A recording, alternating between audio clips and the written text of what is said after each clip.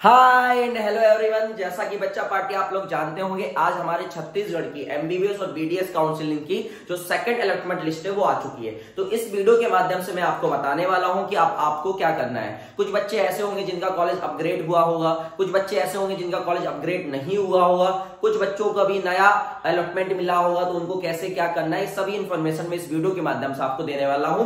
साथ ही साथ इस वीडियो में मैं आपको ये भी बताऊंगा कि गवर्नमेंट मेडिकल कॉलेज का कट ऑफ क्या गया है, डिफरेंट कैटेगरीज का, साथ ही साथ गवर्नमेंट बीडीएस का कट ऑफ क्या गया है, और उसके साथ साथ मैं ये भी बताऊंगा कि प्राइवेट मेडिकल कॉलेज का कट ऑफ क्या गया है। तो ये सभी इंफॉर्मेशन मैं इस वीडियो के माध्यम से आप लोगों को देने वाला हूं। तो सबसे पहले जान लेते हैं कि हमारे जो एडमिशन स्टार्ट हो रहे हैं वो 25 तारीख से हो रहे हैं, 25 से लेकर 30 तक हो रहे हैं। अब जिन बच्चों का कॉलेज अपग्रेड हुआ है तो उनको क्या करना है, उनको सबसे पहले जिस कॉलेज में उन्होंने अभी एडमिशन लिया है उसमें जाना है, वहां से उनको अपना अलॉटमेंट लेटर दिखाना है और वहां से अपना डॉक्यूमेंट कलेक्ट करना है। फिर जो नया कॉलेज उनको मिला है वहां जाना है। आपके बॉन्ड फिर से बनेंगे, फीस आपको फिर से देनी होगी। इस कॉलेज में जो आपने फीस दी है वो आपको 10 से 15 दिन में या 1 महीने में रिफंड कर दी जाएगी और आपसे अकाउंट डिटेल्स ली जाएंगी, उसमें वो भेज दी जाएगी। लेकिन याद रखिएगा, अगर आपने 50,000 रुपए दिए तो 10% डिडक्ट होने के बाद ही आएगी, मतलब आपको 45,000 रुपए मिल जाएंगे। लेकिन अभी आपको फिर से फीस देनी पड़ेगी अगर आपका कॉलेज अपग्रेड हुआ है, तो ये ध्यान रखिएगा। और साथ ही साथ आपको बॉन्ड फिर से बनवानी पड़ेगी, एडमिशन वाला प्रोसेस आपको फिर से करना होगा।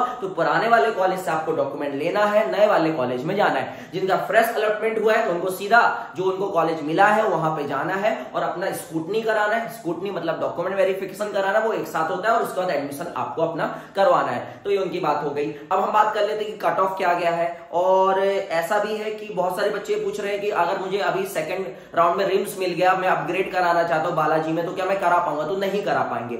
अब ये आपके लिए फाइनल है, आपको जो कॉलेज मिला है ये फाइनल है। अगर अभी आपको रिम्स मिला है और अगर आप ये सोच रहे हैं कि हम अपग्रेड करा पाएंगे, तो नहीं करा पाएंगे। और अगर आप रिम्स में जाके अभी एडमिशन नहीं लेते तो याद रखिए रिम्स भी चला जाएगा और अगले राउंड में आप पार्टिसिपेट भी नहीं कर पाएंगे, मतलब आपका ये साल गया।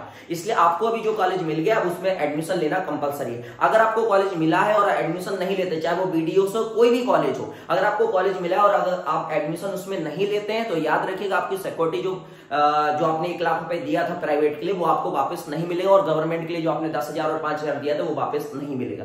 यानी इस राउंड में अगर आपको कॉलेज मिला है तो आप एडमिशन ले लेंगे तो आपको सिक्योरिटी मनी मिल जाएगा, कोई दिक्कत नहीं है। लेकिन अगर आप एडमिशन नहीं लेते तो नहीं मिलेगा, और साथ ही साथ आप मोपअप राउंड और इसके स्टे वैकेंसी राउंड से भी बाहर हो जाएंगे, ध्यान रखिएगा, ठीक है।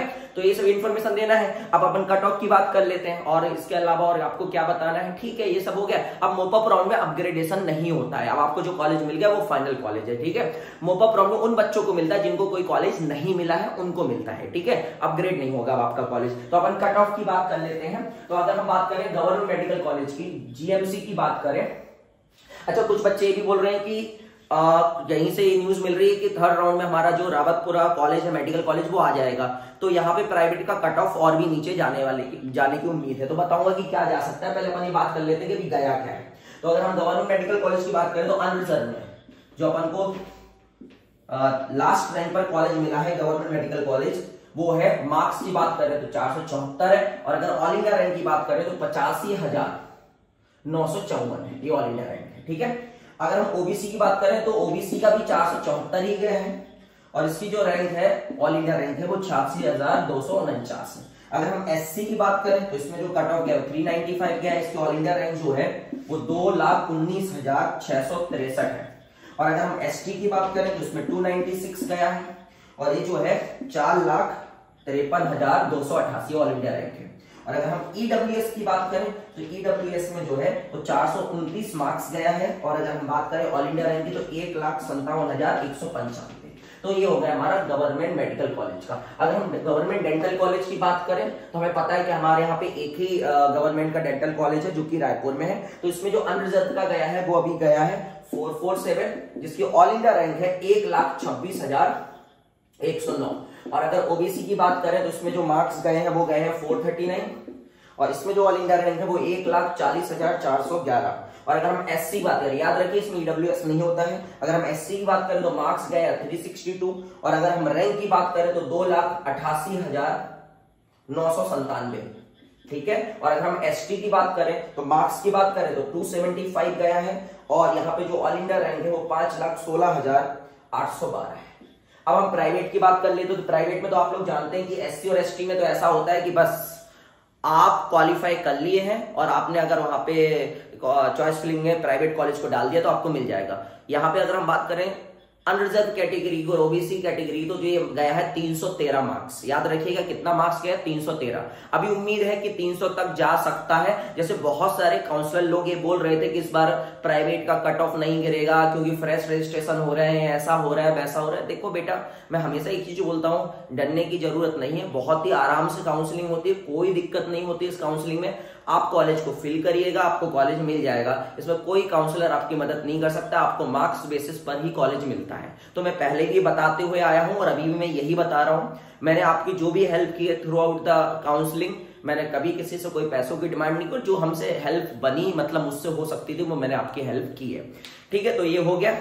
और बीएमएस की तो अभी रजिस्ट्रेशन चल रहे हैं, तो याद रखिए बीएमएस में फ्रेश रजिस्ट्रेशन नहीं होंगे सेकंड राउंड में, इसलिए जिसको बीएमएस में पार्टिसिपेट करना है वो अभी रजिस्ट्रेशन करा लीजिए। भले आप चॉइस फिलिंग मत करिएगा, कोई दिक्कत नहीं है, लेकिन आप रजिस्ट्रेशन करा लीजिए। भले आप पहले डिसाइड कर लीजिए कि आपको गवर्नमेंट डेंटल कॉलेज मिल सकता है कि नहीं मिल सकता है। अब इसमें ये मानो कि ये अभी 2-3 नंबर और नीचे जाएगा, 445 तक तो आप मानो जाएगा ही जाएगा, और ये अभी 4-5 नंबर और नीचे जाएगा, 435 तक जाएगा।